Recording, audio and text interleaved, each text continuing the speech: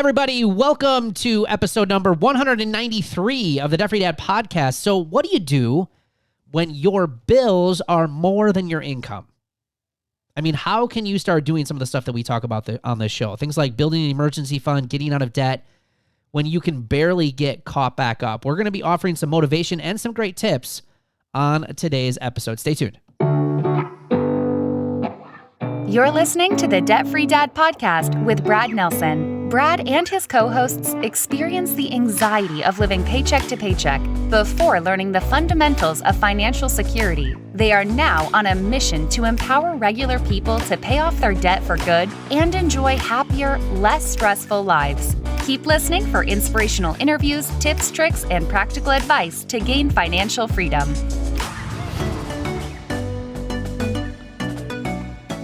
Hey, how's everyone doing today? You can find us on Facebook, TikTok, YouTube, and Instagram. Just search Brad Nelson or Debt Free Dad. And as always, welcome to today's show. Remember to get all the resources, show notes, and links for today's show. You can head over to thedebtfreedadpodcast.com and check out episode 193. Again, that's thedebtfreedadpodcast.com, episode 193. And you can also find all of our other episodes there as well. And you can check out the YouTube videos there.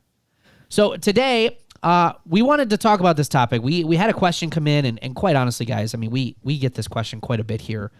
In fact, if you go to our website, debtfreedad.com, there is a actual freebie that we give away to people about what do you do if you're behind on bills and how do you get that turned around. And it's been on our website for years. And I got to tell you, it's probably one of the top, outside of our free workshop, Life Without Payments, it's one of the top areas that a lot of people are signing up for because we know a lot of people struggle with this. It's like, you know, they want to get out of debt. They want to get back to square one. They want to build an emergency fund. But how do you do that when you're just behind all the time? You're constantly playing catch up. And where do you even begin? And we actually got a question, and I want to share this. This just actually came over, I believe, it was our Life Without Payments Facebook group page. It's a free group, by the way. If you're not a part of that group, just search Life Without Payments in Facebook. It'll get you into that community. It's free. We got thousands of people that are in there, and they're having these conversations every day. This is a question that came over from Jess. She says, okay, everyone, I need help. Our bills are more than our income, and right now they are all late because I was out of a job for a month, and right now I'm only working part-time. I have called all the credit cards to see if they have any kind of financial hardship programs, and they don't and couldn't work with me either. We currently have no car insurance either. I'm at a loss. Haven't even really bought stuff we don't need as well. I'm stressing out about all of this, and I can't get caught back up. I can't even have an emergency fund because of not making enough money, and now we have more bills than our income. I have no idea how to get caught back up. Please help. And we had quite a few comments that were on this, but I thought, there's a lot of people out there that are probably dealing with this right now, and I thought it would just be a really great episode just to kind of not only answer this question and hopefully offer some tips and some motivation to get through something like this, but also to offer our perspective and what we've dealt with. And Katie, you have mentioned, you dealt with some of this when you first got started and you started joining Roots. So can you share a little bit about how that worked for you? Yep. This was me like 5 or 6 years ago when I was just about to start Roots, and the first couple of months probably as well. It was just, I was taking on a new car payment. Oh, deja vu, because I just had to start doing that again this week as well with my new car. But I'm in a much better place. So 5-6 years ago when I first joined Roots, I wrote down everything that I was spending, and it was $500 more per month than I was bringing in for income. And I'm like, how does this even happen? But guess what? I was just charging it to all of my credit cards because, I'll just pay it off, But all my credit cards were like maxed out and I couldn't charge anymore because I'm like, okay, now I'm like really out of money. Not that credit card is actual money because you owe it. But it was a matter of, do I pay my credit card bill or my electric bill? And one of Brad's rules is protect this house. And he's like, duh, you need a place to live. You need your lights on. You have to pay your electric bill. And I'm like, but if I don't pay my credit card, my credit score will be like awful. And he's like, don't worry about that. And you didn't actually, you said something that was like, Oh, duh. Like I had tried to call the credit card companies and I would always be late because it was due on the 13th and I got paid on the 15th. So I was always floating that payment for those 2 days and just praying my direct deposit came in before that one cleared, or else I was going to have another overdraft fee and a bank fee from the credit card company. And I called them. I'm like, can you just move my due date to the 15th? So 2 days. They wouldn't. They wouldn't work with me on the interest rate. They wouldn't work with me like on a payment plan, nothing. So I'm like, well, screw you. Like, I'm not going to give you my money. If you're not going to work with me, like I need to prioritize what's important. I have to do my utilities, my house, my rent, my car, like do the important things. And yeah, my score went down a little bit.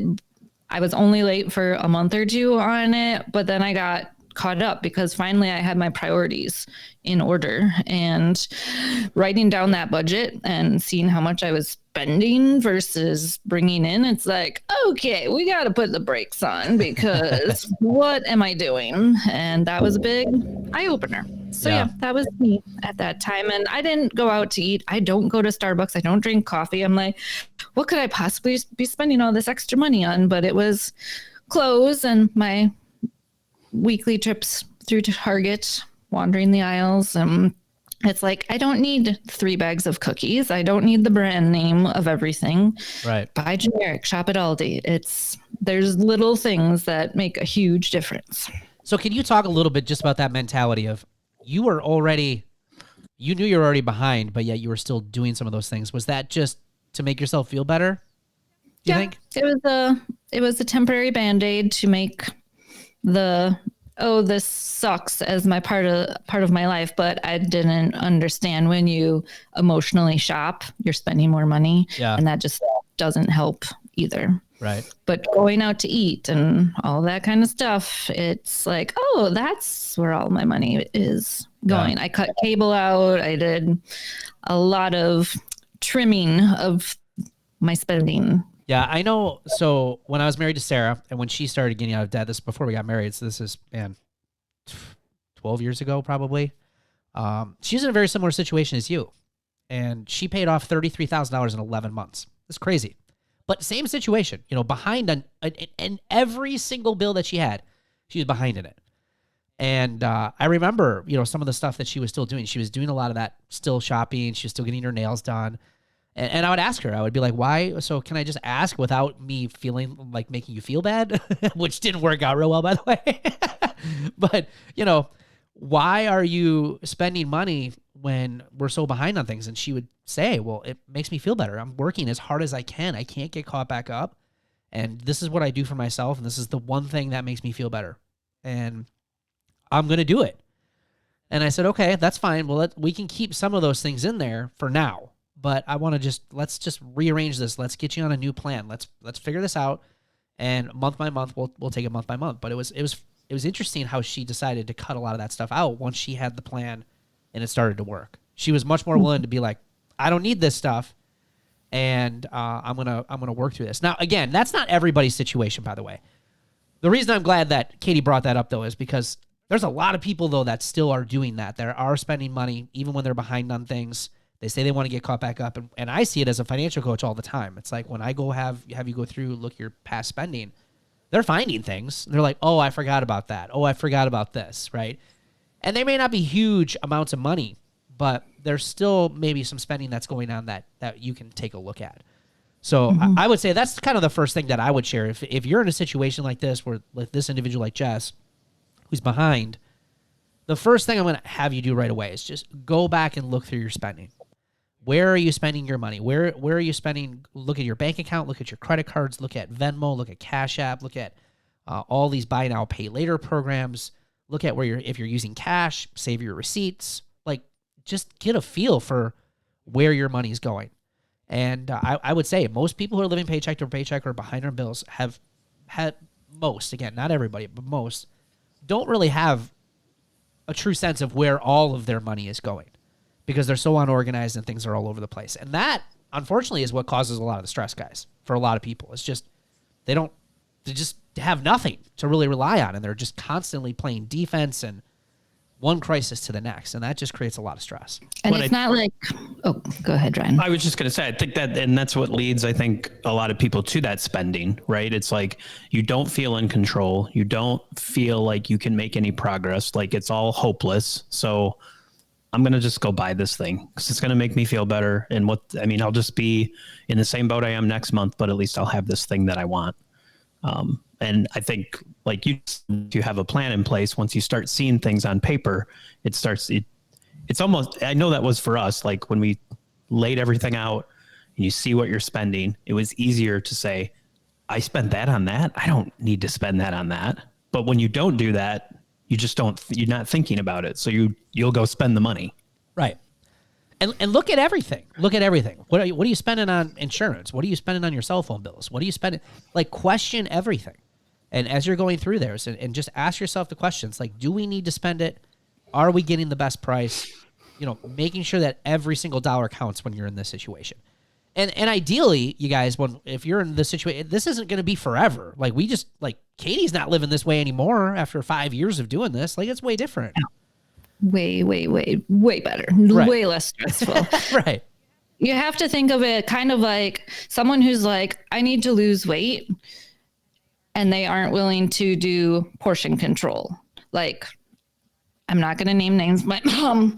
But did you just throw your mom under the bus?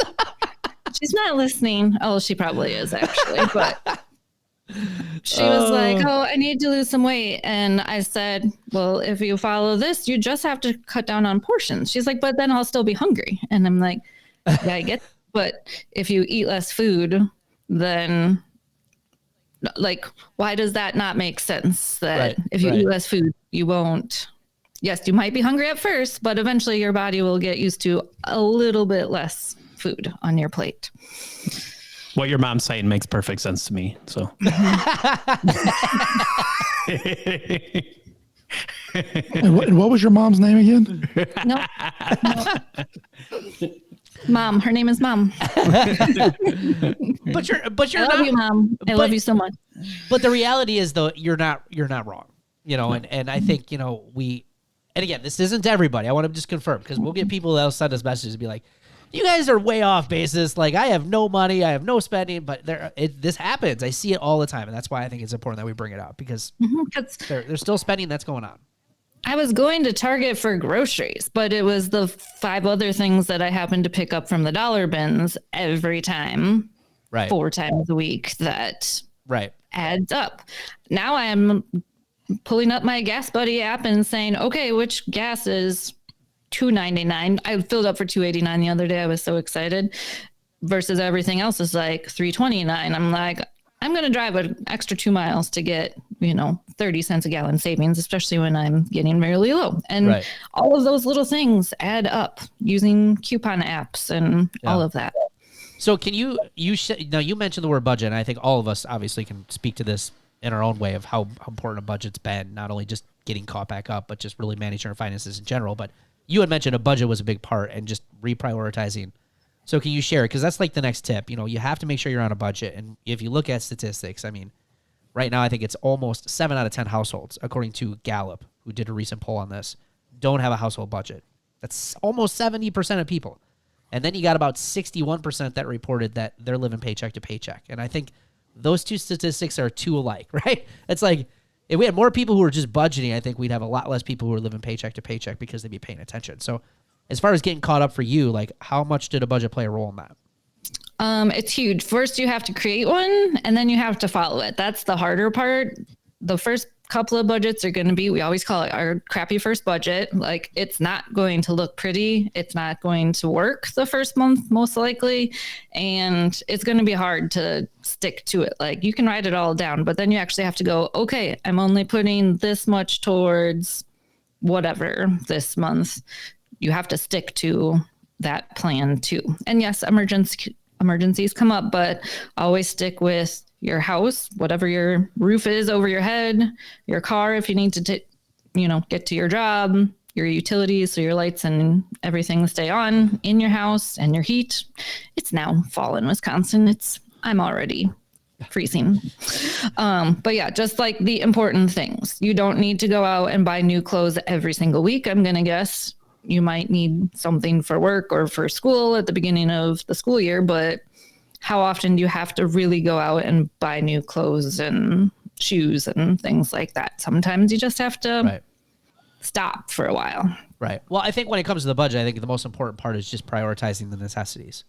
And I think so that's what I was going to say is we're talking about Jess's question here, and there's the financial coach part of me that's saying, be careful of answering just Jess's specific situation because we don't know all the details. But what we do know is there's a lot of Jesses out there in the world, right? Mm-hmm. There are a lot of them out there who their bills are more than their income.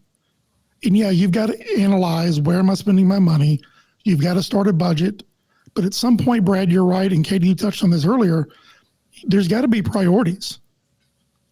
There has to be, what is the most important thing? Well, I think a roof over your head.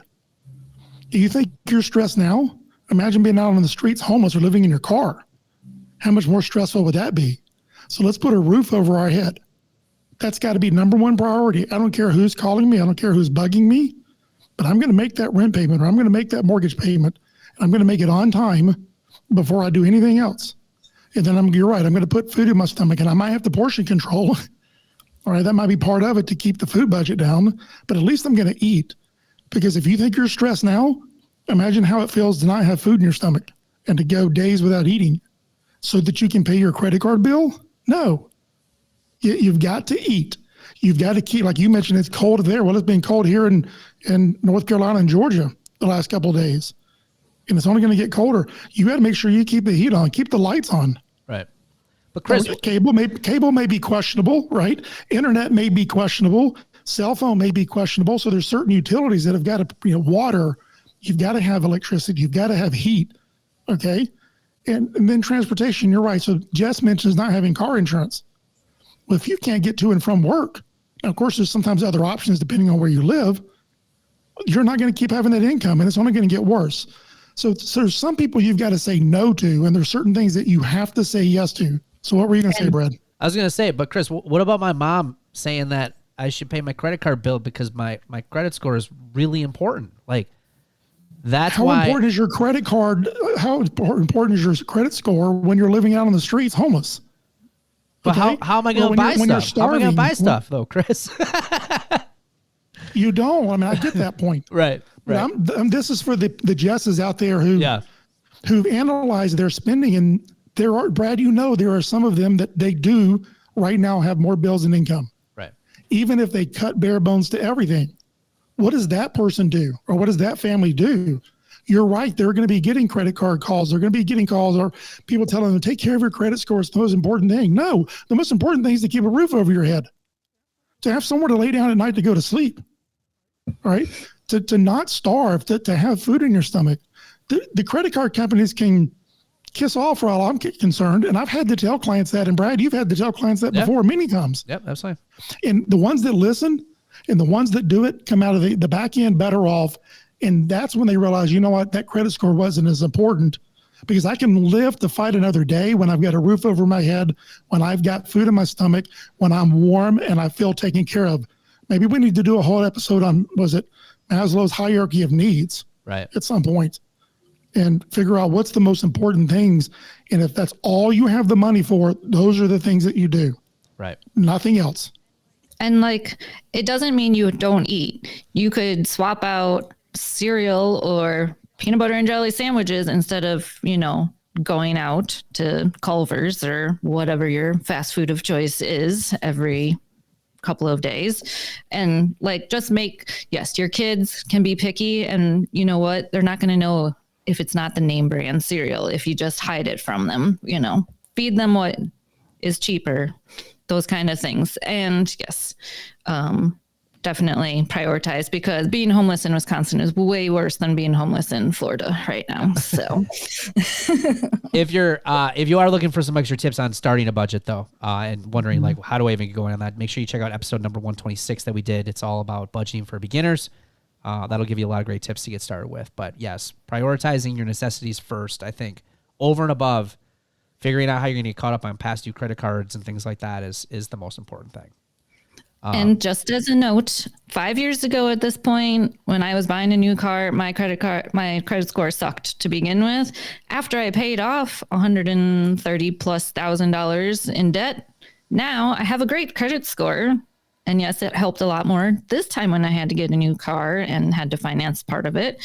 But I have pretty much ignored my credit score for the last 5 years because if I don't have money to buy it in the first place, I probably shouldn't be buying most of the things that I was using credit cards on. So you mean to tell me that by not focusing on your credit score, it got better?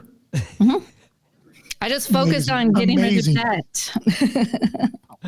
Do you know how many times we see that though in Roots all the time? People will be like, I can't believe my credit score went up. I haven't even been paying attention to it. We see it all the time. Good. Keep not paying attention to it. Yeah, right. Don't make it the main focus, right? It's just the number that tells you how good at debt you are, right? So the next area you want to focus on once you get your budget together is kind of like what Katie was mentioning too earlier. It's figuring out who do you owe and drawing a line, right? So not everyone's going to work with you. As we pointed out in Jess's situation, those credit card companies aren't really willing to work with you. Jess, the one suggestion I would give you is don't give up. Call back, because sometimes the person that you're talking to may not be able to work with you, but if you keep calling back, and I'm not saying you got to call back every single day, all day, right? But call back and make another attempt and be like, hey, I called you guys. I know you guys said that you guys weren't able to work with me, but here's my situation. Here's where I'm at. I've got a plan. I just need to get, I need a little bit of time and just work with them, right? And some of them may not work with you, which I think is garbage. When these companies get you all wrapped up into these products, and then a lot of them just are like, have a nice day when things go wrong, right? And for a lot of people like Jess, like you just, you lost out on work. I mean, how many people have that happen to them? It's not like Jess just woke up one day and was like, I'm not paying you guys, right? This is just life stuff, right? So, some of these companies won't work with you. So, but that's their mentality, Brad. That's their mentality, is they think that people are just calling to scam them. I mean, I can only assume. Right. But and I know you, because you've worked with many clients as well, who you gave them the very advice that we just talked about. If you don't have the money to pay them, don't pay them. 2 or 3 months down the road, how many of those credit card companies are now calling you, asking you what can you do? Yeah. How the tables turn. Right.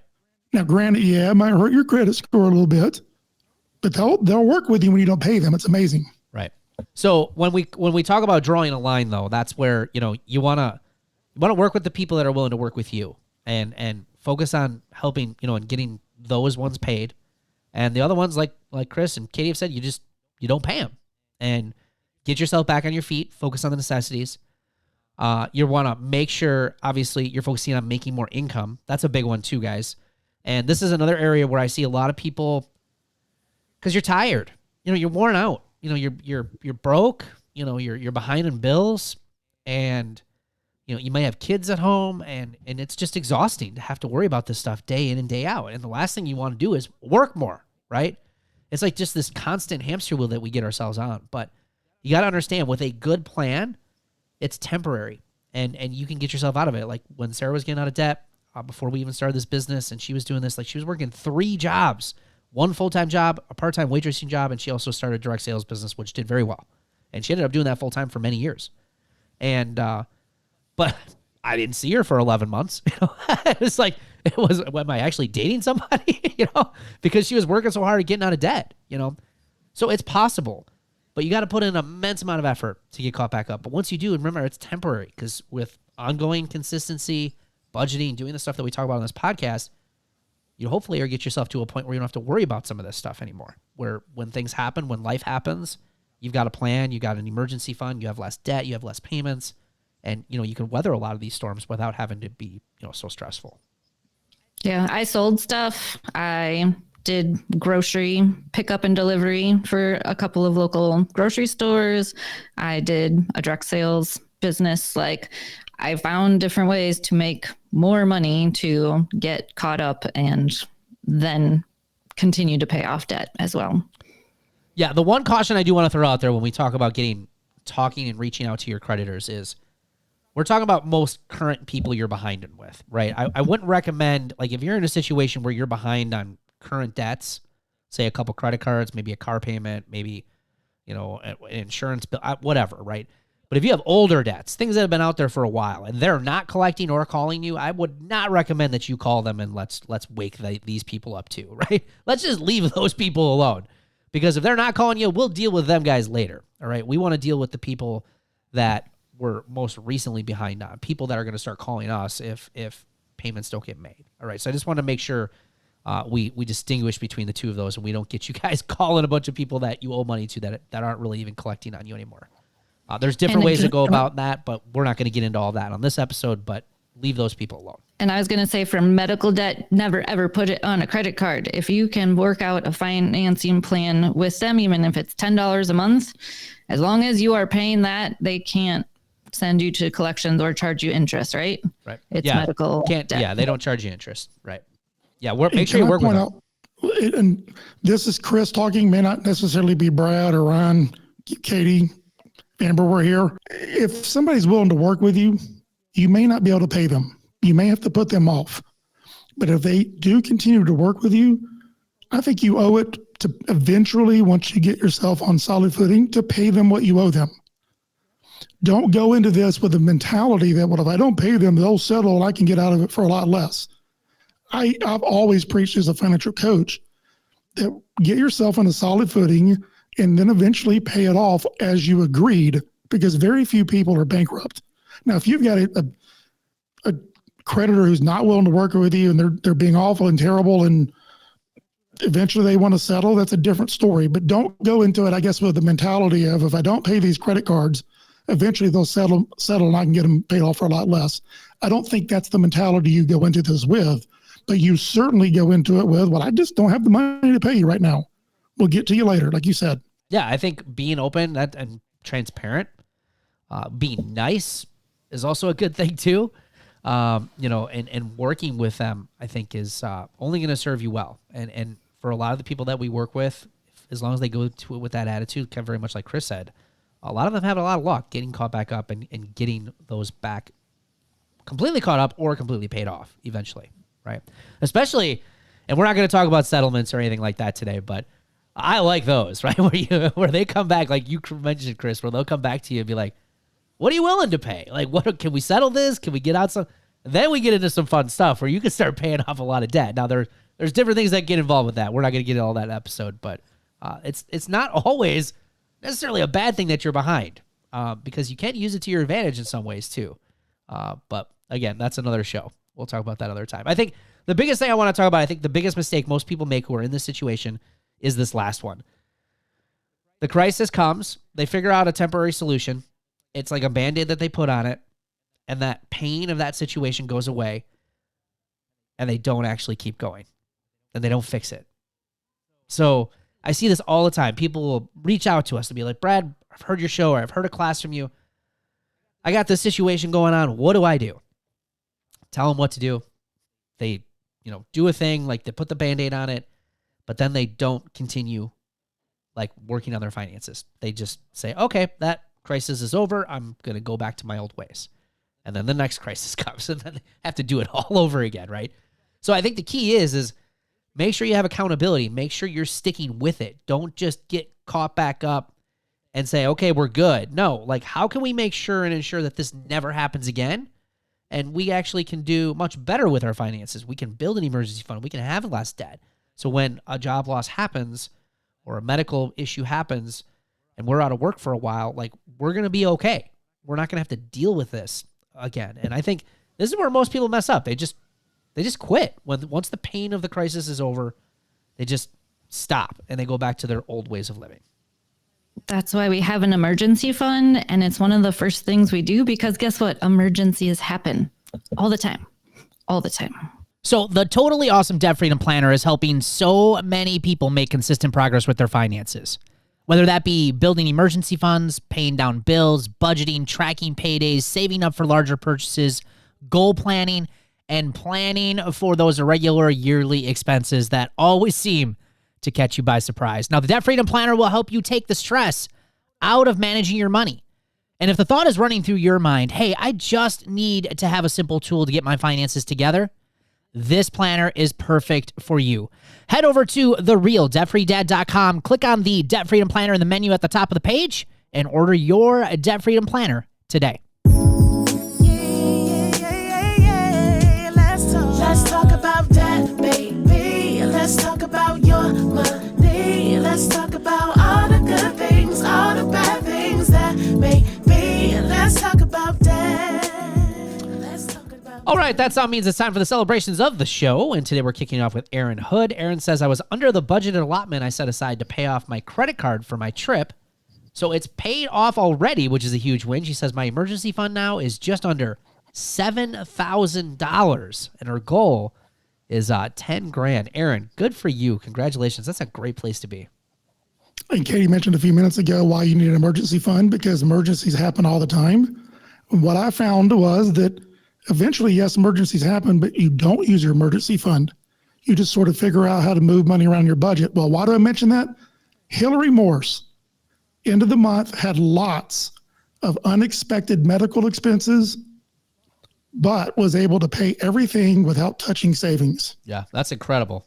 And then Rhonda Garner Bateman was asked to go to a concert and had to tell their friend, I can't go. Usually they would say, of course, and put it on a credit card. And then her husband said there are some things that he wanted to buy. And she told him, well, then we need to make a list, prioritize it, what it's going to cost, and save up for those items. So way to go, Rhonda. That's exactly what we just kind of talked about. Rhonda's dropping the hammer. I like We're it. proud of you, Rhonda. And Becky Sponhouse, I'm excited that I made enough in tips this week to pay my car payment. So I'm going to use the other money I have been saving to pay off another credit card.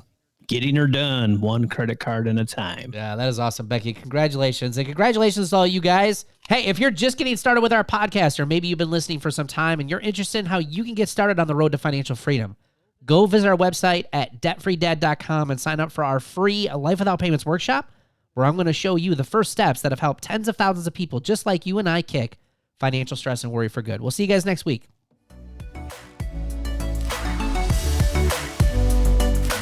Thanks for listening to the Debt Free Dad podcast. Connect with us on Facebook, TikTok, YouTube, and Instagram at Brad Nelson Debt Free Dad. If you found value in today's episode, please leave a rating and review. We so appreciate it. For resources, show notes, and links mentioned in today's show, visit balancedsense.com. That's balancedsense, CENTS.com. Catch you next week.